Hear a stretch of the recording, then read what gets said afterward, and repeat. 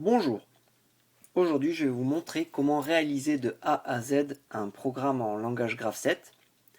Pour cela, je vais utiliser l'exemple présent sur cette adresse, qui a pour thème une barrière de péage simplifiée. Donc, tout d'abord, on ouvre le logiciel Codesys et on va arriver sur cette fenêtre-là. Donc on va cliquer sur Nouveau pour choisir l'automate dans lequel on va envoyer notre programme. Donc, dans mon cas, c'est le 750-842. Je valide en cliquant sur OK. Une nouvelle fenêtre apparaît me demandant le nom de mon premier module, mon premier sous-programme que je vais nommer Graph7 et qui doit être en langage SFC puisque c'est le langage correspondant au Graph7. Je valide en cliquant sur OK et il me crée une étape initiale, une transition 0 et un retour vers l'étape initiale. Donc, on a vu précédemment que le Graph7 contient une étape initiale et 4 étapes. Donc je vais créer les 4 étapes. Voilà, donc mes 4 étapes sont créées. Je viens de terminer la structure du Graph7. Alors ce qu'il faut, c'est renommer chacune des étapes. Donc, là, ici, je vais indiquer étape 1. Ensuite, étape 2. Alors, la transition correspondant à l'étape 1, je vais l'appeler transition 1. Il me demande de déclarer une variable. Vu que ce n'est pas une variable, c'est juste une indication, je vais faire annuler. Transition 2, il va faire de même. Donc je fais annuler. Étape 3, transition 3. Donc j'annule pour la déclaration de variable. Et enfin, étape 4, et la transition correspondante, c'est la 4. Et j'annule pour la déclaration de variable. Voilà. Donc le Graph7 est terminé. Donc, ce qu'il va falloir me faire maintenant, c'est indiquer dans les transitions les conditions qui vont permettre l'évolution du Graph7. Donc pour cela, il va falloir double-cliquer sur chacune des transitions. Donc je vais commencer par la transition 0. Il me demande quel langage de programmation je veux utiliser. Je vais prendre le langage ladder. Et il m'ouvre la transition 0, donc la ligne correspondant à la transition 0.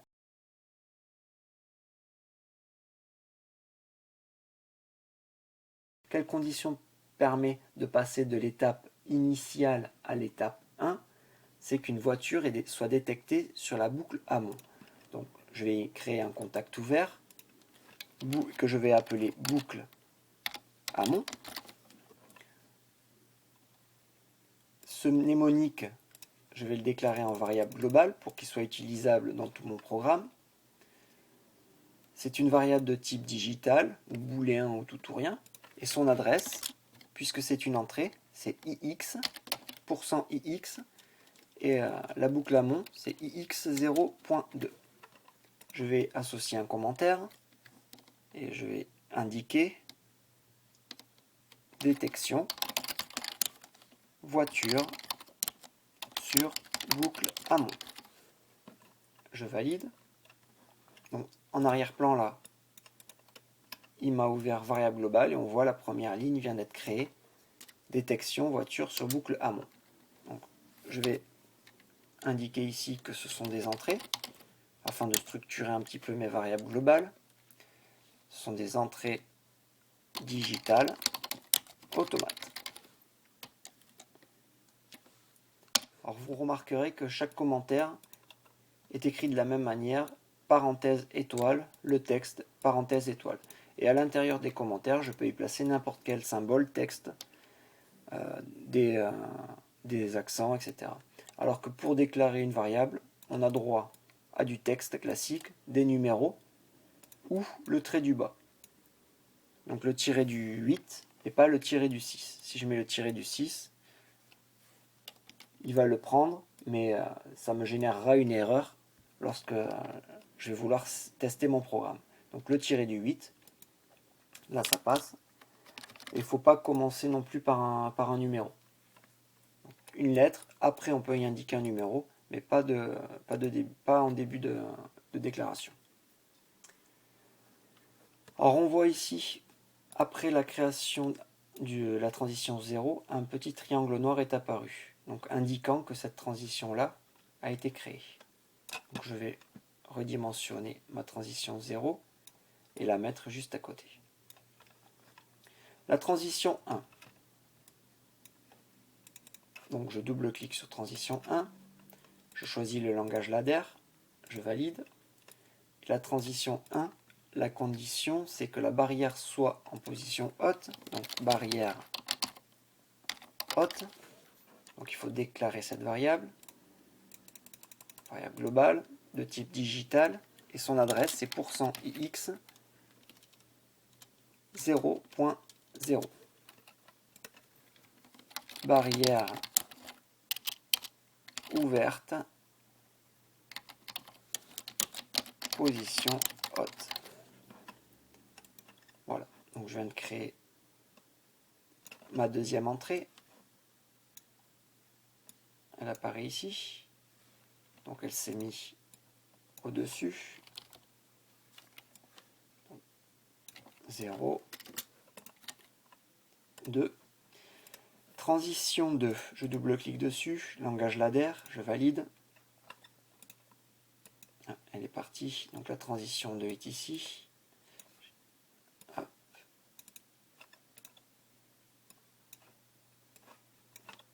Donc la transition 2. La condition est voiture sur boucle aval.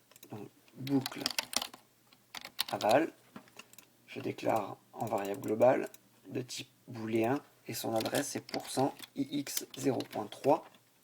En commentaire, je y indique voiture détectée en sortie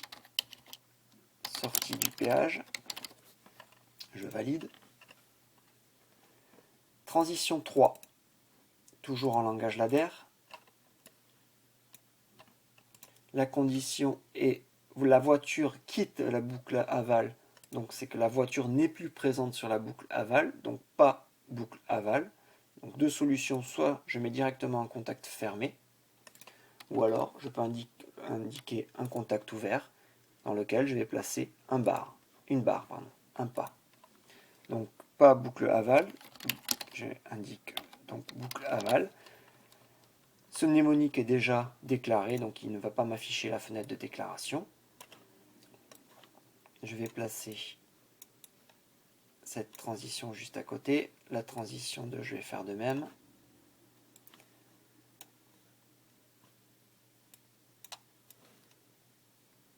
Voilà. Et enfin la transition 4, donc toujours langage ladder. La condition est que la barrière soit en position basse. Donc, contact ouvert. Et je vais mettre barrière basse. C'est une variable, donc variable globale de type digital. Et son adresse c'est %ix 0.1. En commentaire, barrière fermée, position basse. Ok, donc il vient de me la créer. Je vais les mettre dans l'ordre.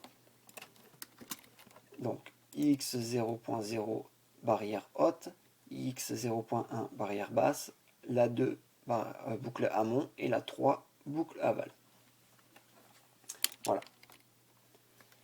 Bon, maintenant, maintenant que toutes les transitions sont terminées, je vais les redimensionner pour les avoir juste à côté. Chacune à côté de sa transition. La transition 1.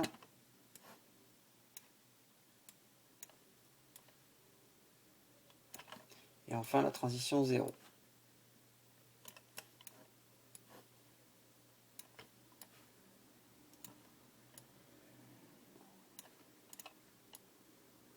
Ça me permettra tout à l'heure, lors de la simulation, de voir bien l'évolution du graph 7. Donc je viens de créer le graph 7. Maintenant, il va falloir indiquer pour chaque étape quelles sont les sorties qui sont actives. Donc je vais créer un nouveau programme un nouveau sous-programme, insérer un objet. Nom du module, je vais y indiquer sortie, puisque c'est les sorties de l'automate, en langage ladder, qui apparaît ici. La fenêtre s'ouvre. Je vais commencer par le feu rouge. Donc, en commentaire, je vais mettre signalisation feu rouge.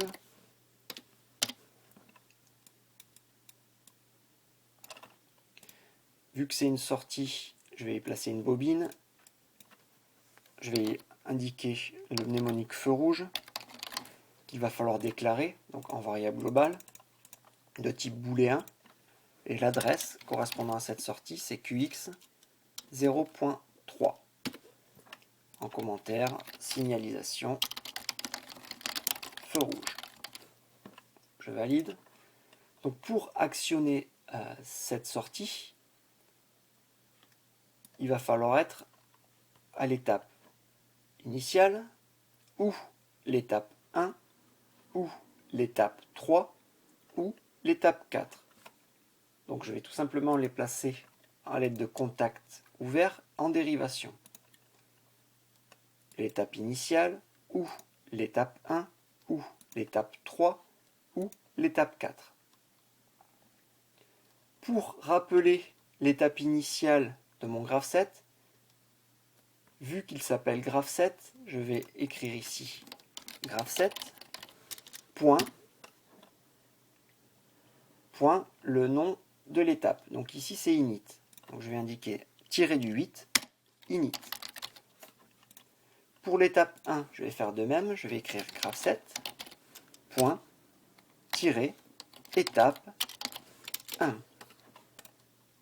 Pour l'étape 3, je vais faire de même, donc copier-coller, et je supprime 1 que je remplace par 3, et je fais de même pour étape 4. Ma sortie feu rouge est terminée. Je vais copier cette ligne et la coller pour faire feu vert. Je vais renommer ici feu rouge par feu vert. Il faut déclarer la variable, donc toujours en variable globale. Son adresse c'est %QX 0.4 et en commentaire, signalisation feu vert.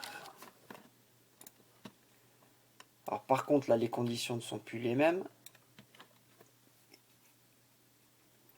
Quelle étape permet d'activer la sortie feu vert? C'est l'étape numéro 2. Donc je vais supprimer les dérivations qui sont inutiles et ici indiquer étape 2. Étape 2 du graph7. Ensuite, je vais créer une nouvelle ligne. Signalisation balise orange. La sortie correspondante va s'appeler balise orange, qu'il faut déclarer en variable globale. Toujours de type booléen, son adresse c'est %QX 0.2. Commentaire, signalisation orange, barrière non fermée. Donc je vais copier ce commentaire. Alors regarde, je vais le remplacer ici. Hop. Quelles sont les étapes qui permettent d'allumer la verrine ou la balise orange? Ce sont les étapes 1, 2, 3 et 4. Donc je vais mettre 4 contacts en dérivation. Donc, étape 1, étape 2, étape 3 et enfin étape 4. Toutes mes signalisations sont terminées. Maintenant, je vais m'occuper de l'ouverture de la barrière.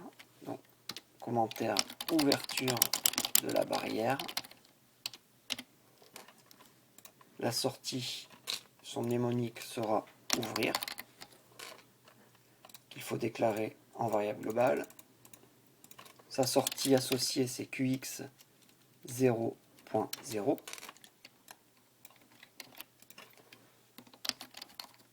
ouverture de la barrière. Voilà. Quelle étape permet d'ouvrir la barrière? C'est l'étape 1, donc je vais créer un contact. Et j'indique que l'étape 1 du graphe 7 permet d'ouvrir la barrière. Je copie cette ligne et je colle. Je vais faire fermeture. Il manque un E, fermeture de la barrière.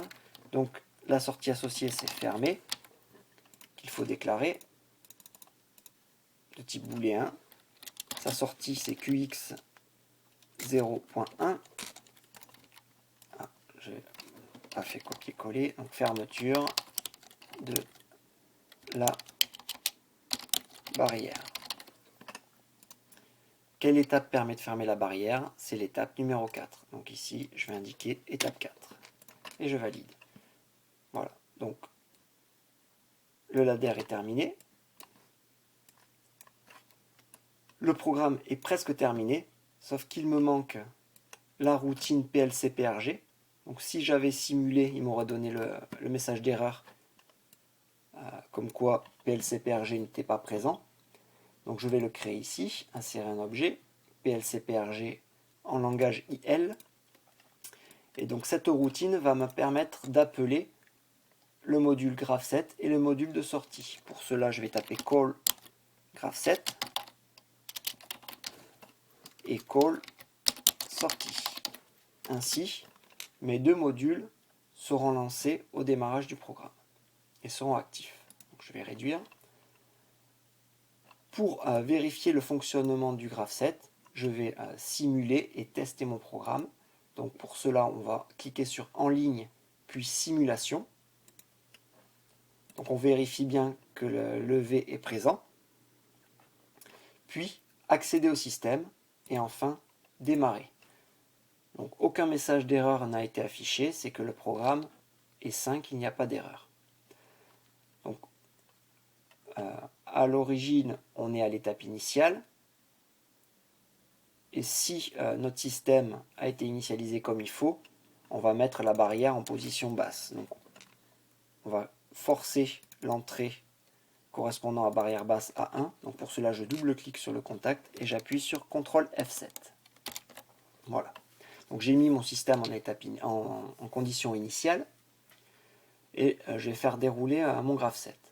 Donc pour passer de l'étape initiale à l'étape 1, il faut que l'étape initiale soit active et qu'une voiture arrive sur la boucle amont. Donc je vais simuler une voiture sur la boucle amont en double-cliquant dessus, CTRL F7. Donc on passe bien de l'étape initiale à l'étape 1.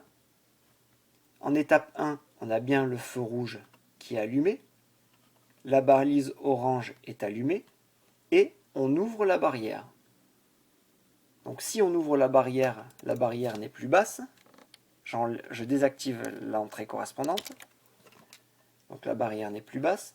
Par contre, elle va être en position haute au bout d'un certain temps. Donc je force l'entrée correspondante à barrière haute. On passe donc de l'étape 1 à l'étape 2. En étape 2, le feu passe au vert et la balise orange est toujours allumée. Donc si le feu passe au vert, ma voiture va passer de la boucle amont à la boucle aval. Donc elle ne va plus être présente sur la boucle amont. Donc j'enlève l'entrée correspondante. Mais elle va être sur la boucle aval. Donc je la fais passer sur la boucle située après le péage. Voilà. Que se passe-t-il? On passe de l'étape 2 à l'étape 3. Le feu passe au rouge, la balise est toujours allumée. La voiture, qu'est-ce qu'elle va faire? Elle va quitter la boucle aval, donc elle ne va plus être présente sur la boucle aval. Donc je désactive la boucle aval. Le graph7 passe de l'étape 3 à l'étape 4. Le feu toujours rouge, la balise orange toujours allumée. Par contre, on va fermer la barrière. Donc si on ferme la barrière, elle ne va plus être en position haute. Donc je désactive la position haute et je mets la barrière en position basse. Non, c'est pas celui-là. Position basse, c'est ici. Voilà. Le graph7 est revenu à la position initiale, à l'étape initiale. Donc le feu est au rouge. On est en attente d'une nouvelle voiture. Mon graph7 est fonctionnel. Je vais quitter. pour tester mon programme directement sur l'automate, il faut l'envoyer. Donc pour cela, il faut enlever le mode simulation. Régler dans paramètres de communication l'adresse IP correspondant à mon automate. Donc dans mon cas, c'est 192.168.1.142. Donc je valide en cliquant sur OK. Puis, on fait en ligne, accéder au système. Alors, il me dit que le profil de l'automate sélectionné ne correspond pas à celui du système cible. Ah oui, parce qu'en fait, je me suis trompé de référence d'automate. Alors, c'est pas là, c'est configuration de la cible.